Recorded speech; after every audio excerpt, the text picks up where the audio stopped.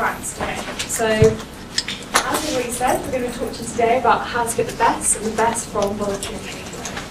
So I thought I should start off by saying, why is it important? Why is it worth doing? So I had a look on the internet, and I found a survey that was done in 2009, which looked at 3,000 employers and employees commissioned by Time Bank to see what their opinions were. And it shows that when recruiting, 80% of employers value volunteerism, and that 84% of those that are responsible for hiring agree that volunteering is a great way for people to find work. So these are just statistics. It doesn't mean it's a guaranteed job, but it does show that employers do take this into consideration, and you've heard this many times already today. But that's not the only reason why you should do it. It's a really good way to gain additional skills and find out what more your interests are and what you like and you don't like, which will be really good in the future career.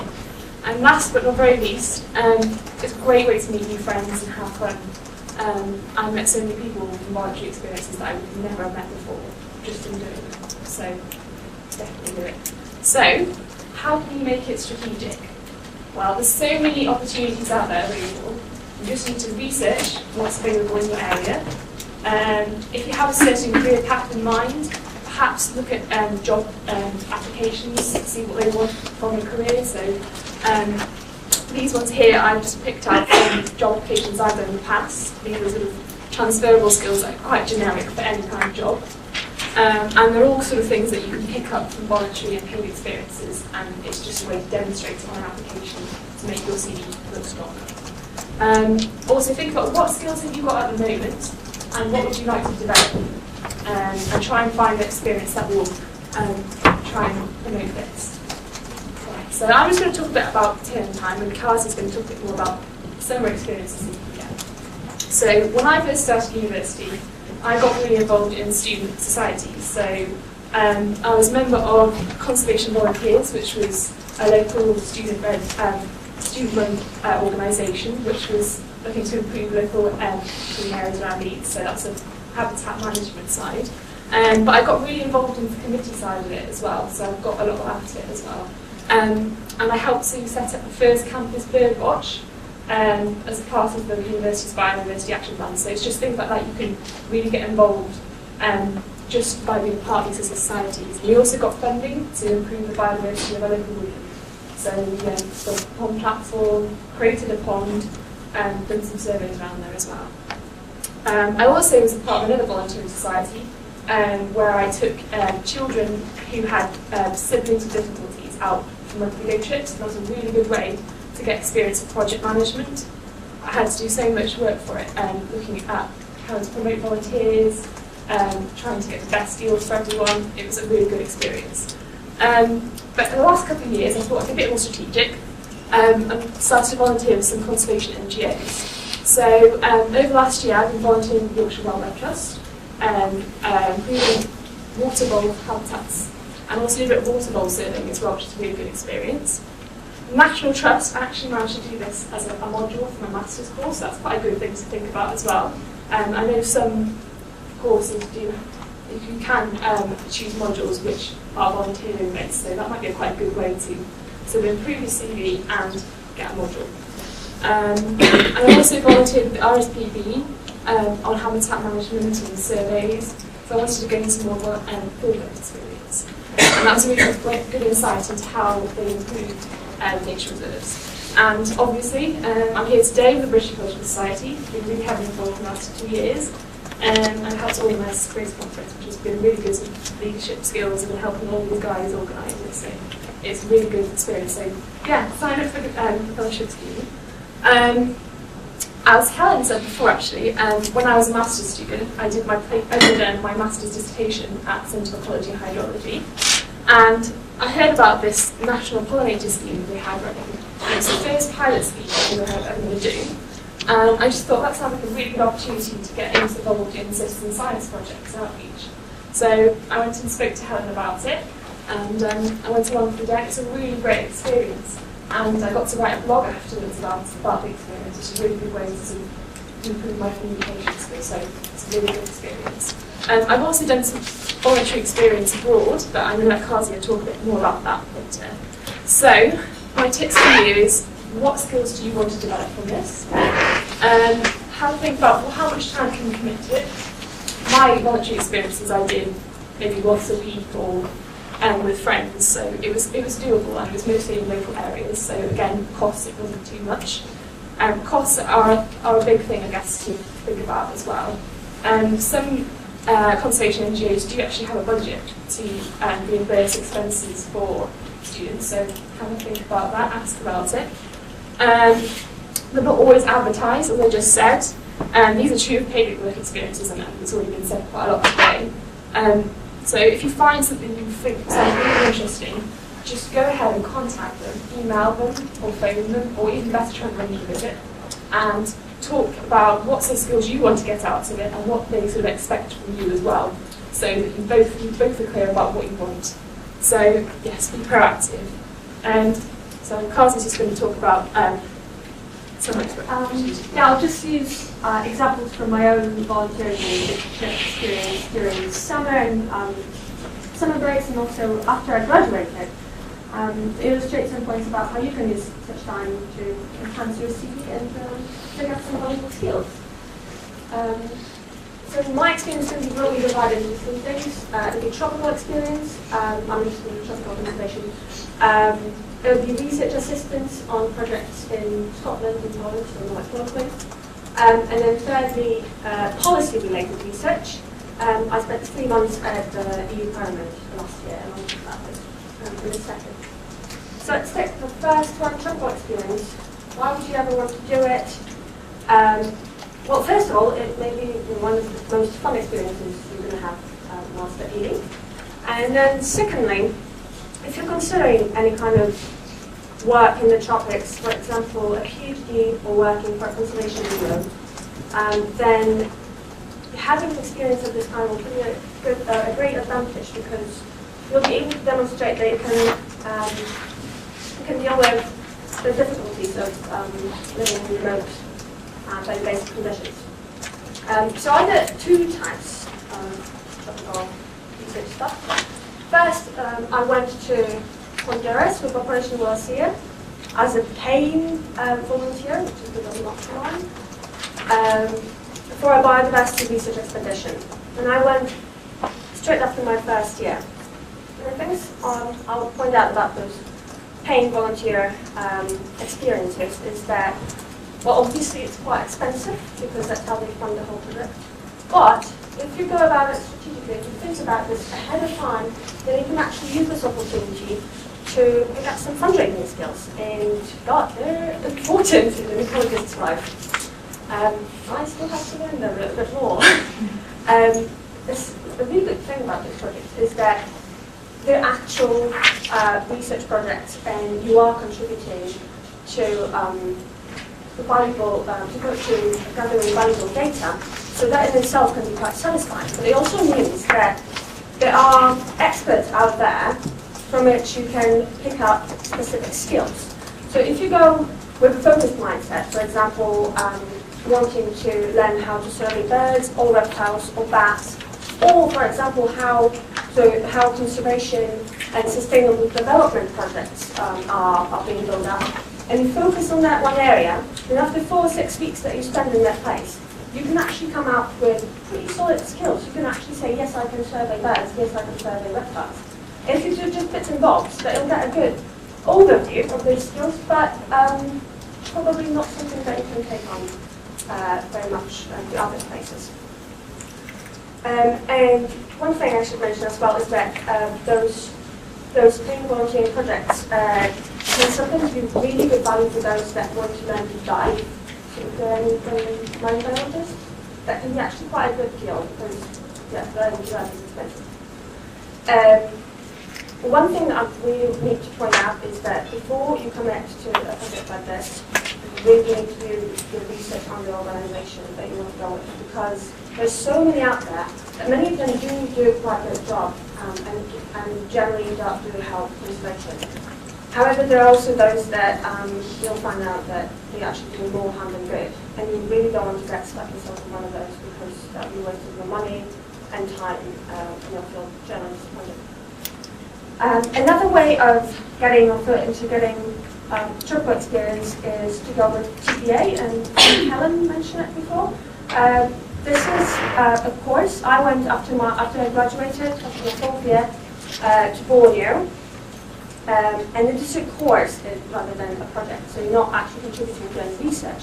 But what is extremely valuable about those courses is the networking opportunities, because half of the participants always come from European countries, and half of the participants are from the host country's region. So when I went to Borneo, I met people from Malaysia, Cambodia, Vietnam, Indonesia, Laos, and so on.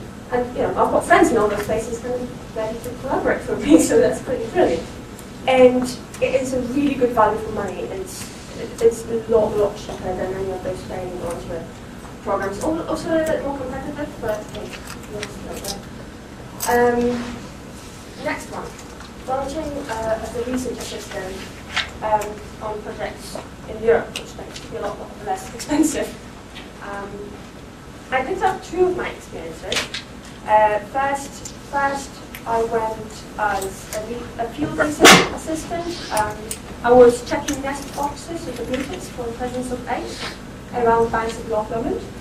And then after my third year, I went as a research assistant to help catching pipe flycatchers. I must say that actually most of it was done by the guy that I was working for, and I was just kind of assisting him. And I also helped a little bit with editing a journal in the museum that I was working at while volunteering.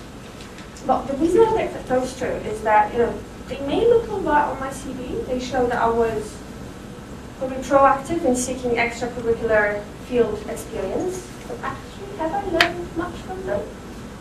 I'm not so sure.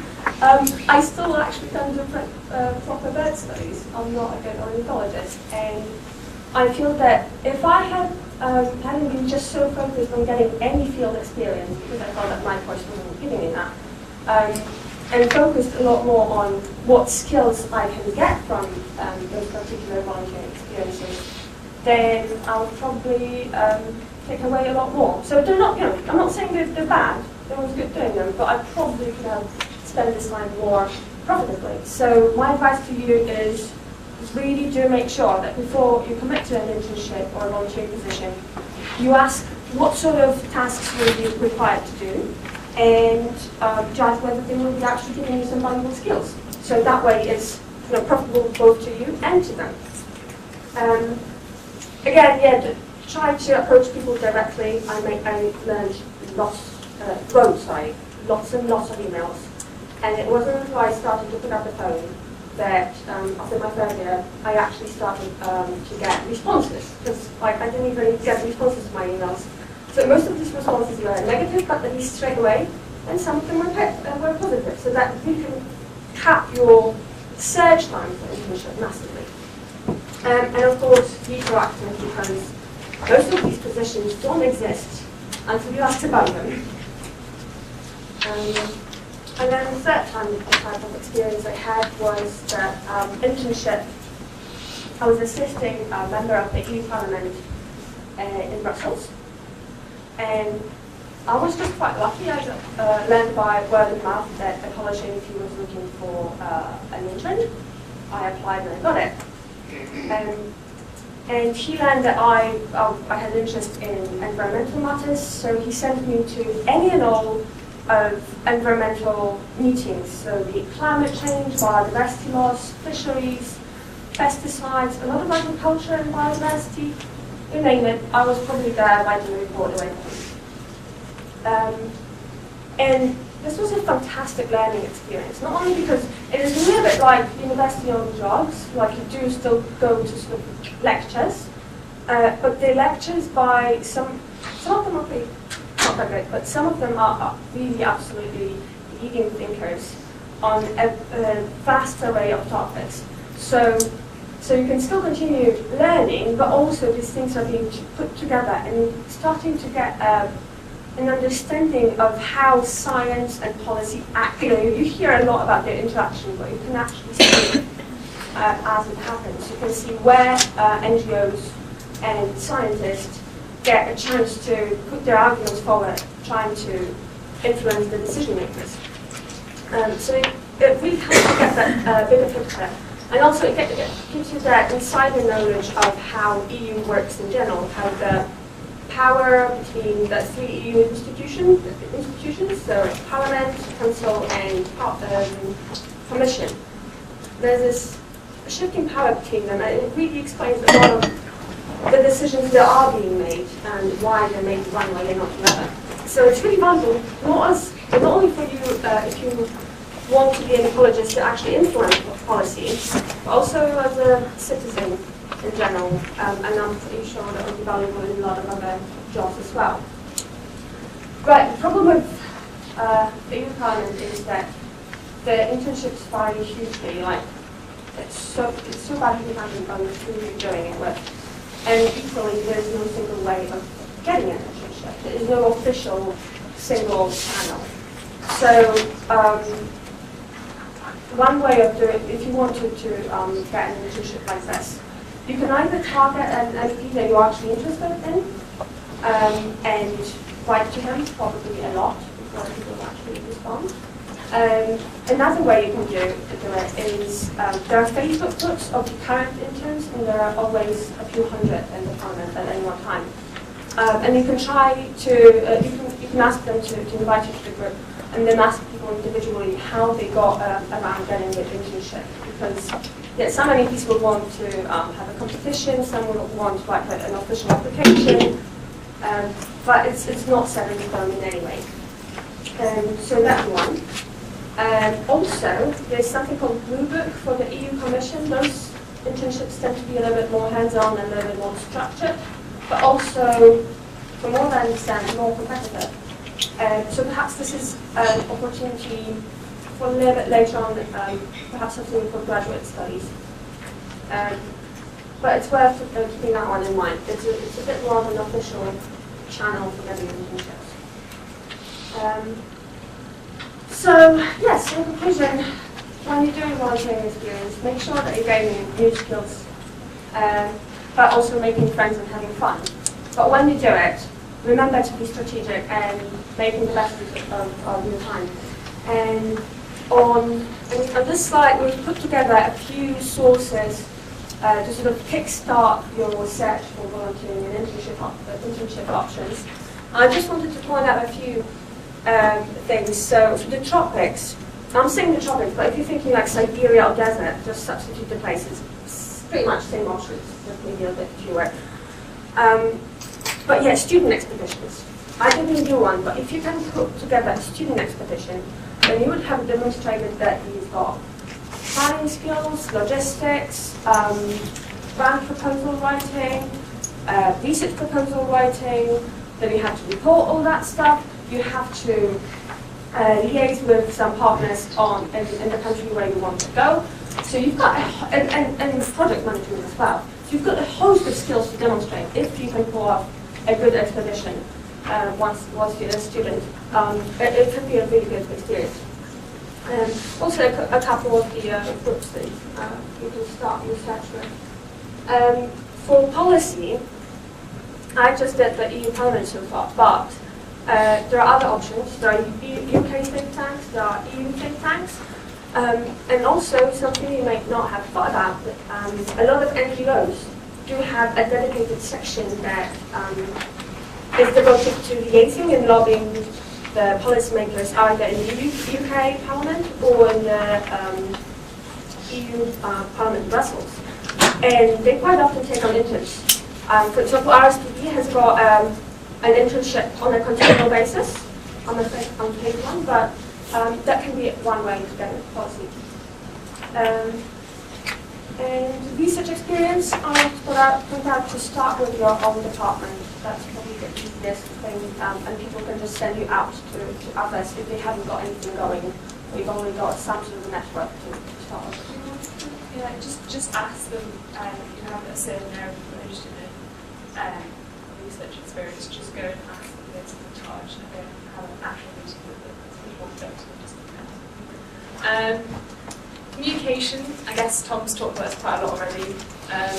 Set up your own blog, contact science magazines, try and write an article for them in a really good way. social media, Twitter, putting your name out there, finding out what information there is there. Education, bio blitzes, they're becoming really popular. STEM Net's a really good way if you want to get education in the schools, as is the Open project. But if you're wanting sort of more wildlife education, then volunteer with your young wildlife groups or some science tutoring. Practical conservation, there's hundreds of conservation NGOs. Just contact the ones that you have a specific interest in and ask them. So that's it. Our slides will be updated, so you can look on our website. So if you want to have a look further, then have a look on our website. So thank you for listening.